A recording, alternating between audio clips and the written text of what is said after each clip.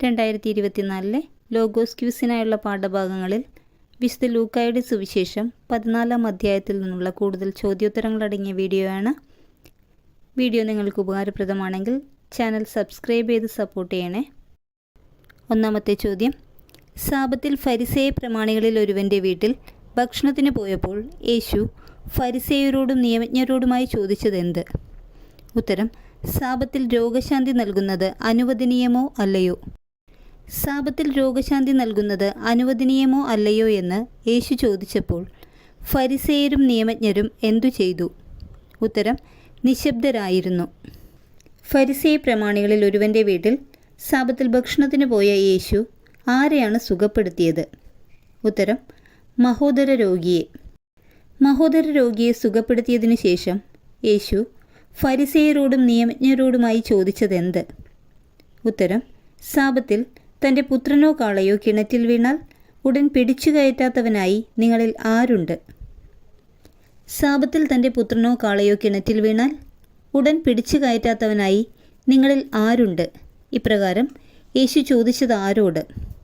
ഉത്തരം, നിയമജ്ഞരോടും ഫരിസേയരോടും. എപ്പോഴാണ് യേശു അതിഥിക്കും ആതിഥേയനും ഉപദേശമായുള്ള ഉപമ പറഞ്ഞത്?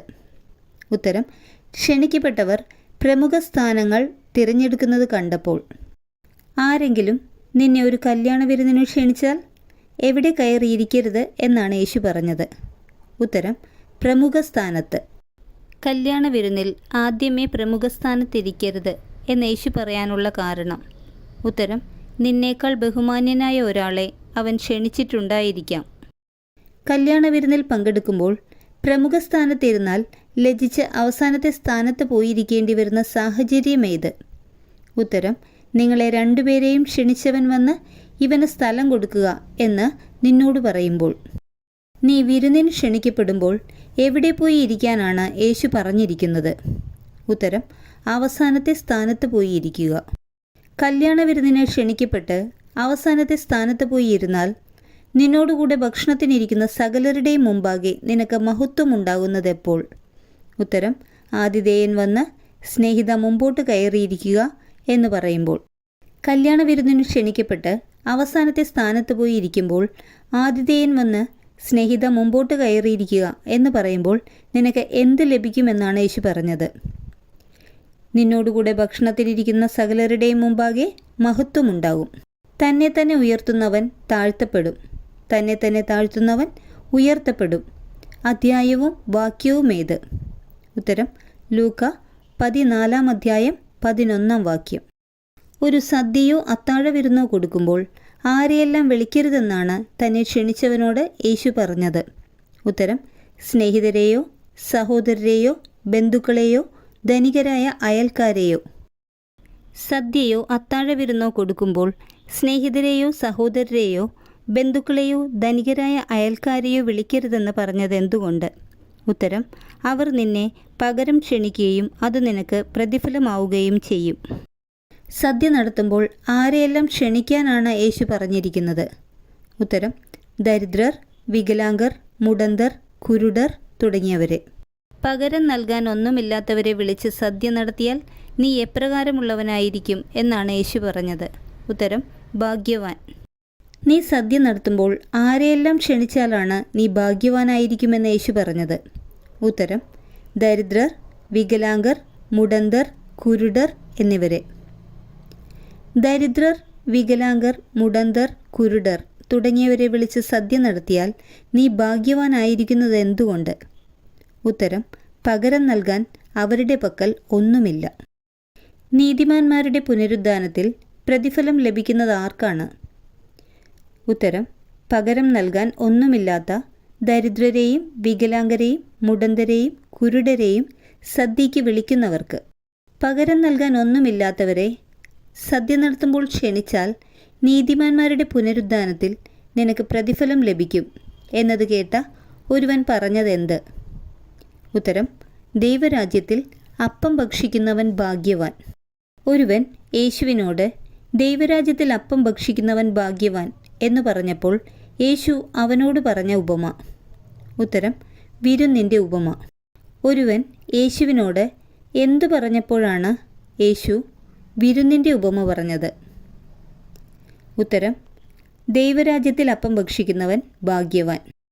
ദൈവരാജ്യത്തിൽ അപ്പം ഭക്ഷിക്കുന്നവൻ ഭാഗ്യവാൻ ആര് ആരോട് പറഞ്ഞു? ഉത്തരം: യേശുവിനൊപ്പം ഭക്ഷണത്തിനിരുന്നവരിലൊരുവൻ യേശുവിനോട്. ഒരുവൻ വലിയ സദ്യ ഒരുക്കി സമയമായപ്പോൾ ആരെ അയച്ചാണ് ക്ഷണിക്കപ്പെട്ടവരെ അറിയിച്ചത്? ഉത്തരം: ദാസനെ. ഒരുവൻ ഒരിക്കൽ വലിയ സദ്യ ഒരുക്കി സമയമായപ്പോൾ ക്ഷണിക്കപ്പെട്ടവരെ ദാസൻ അറിയിച്ചതെന്ത്?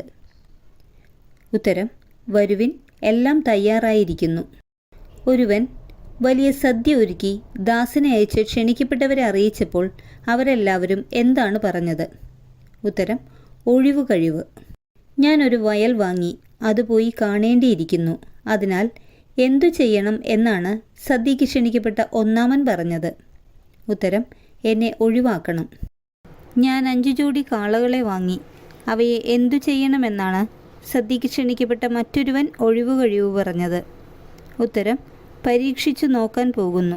സദ്യയ്ക്ക് ക്ഷണിക്കപ്പെട്ട മൂന്നാമൻ പറഞ്ഞ ഒഴിവു കഴിവ് എന്തായിരുന്നു? ഉത്തരം: എൻ്റെ വിവാഹം കഴിഞ്ഞതേയുള്ളൂ, അതിനാൽ എനിക്ക് വരാൻ നിവൃത്തിയില്ല. സദ്യയിൽ പങ്കെടുക്കാതിരിക്കാൻ ഒഴിവു കഴിവ് പറഞ്ഞ എത്ര പേരെയാണ് വചനഭാഗത്ത് കാണുന്നത്? ഉത്തരം: 3 പേരെ. നീ വേഗം പട്ടണത്തിൻ്റെ തെരുവുകളിലും ഊടുവഴികളിലും ചെന്ന് ദരിദ്രരെയും വികലാംഗരെയും കുരുടരെയും മുടന്തരെയും ഇവിടെ കൂട്ടിക്കൊണ്ടുവരിക. ആര് ആരോട് പറഞ്ഞു? ഉത്തരം: വിരുന്നിൻ്റെ ഉപമയിലെ യജമാനൻ ദാസനോട്. ക്ഷണിക്കപ്പെട്ടവർ ഒഴിവു കഴിവ് പറഞ്ഞപ്പോൾ യജമാനൻ ദാസനോട് എവിടെ ചെന്നാണ് ആളുകളെ കൊണ്ടുവരാൻ പറഞ്ഞത്? ഉത്തരം: പട്ടണത്തിൻ്റെ തെരുവുകളിലും ഊടുവഴികളിലും ചെന്ന്. യജമാനൻ പറഞ്ഞ പ്രകാരം ദരിദ്രരെയും വികലാംഗരെയും കുരുടരെയും മുടന്തരെയും സദ്യയ്ക്ക് കൂട്ടിക്കൊണ്ടുവന്ന ശേഷം യജമാനനോട് ദാസൻ പറഞ്ഞതെന്ത്? ഉത്തരം: യജമാനനെ, നീ കൽപ്പിച്ചതുപോലെ ഞാൻ ചെയ്തു, ഇനിയും സ്ഥലമുണ്ട്.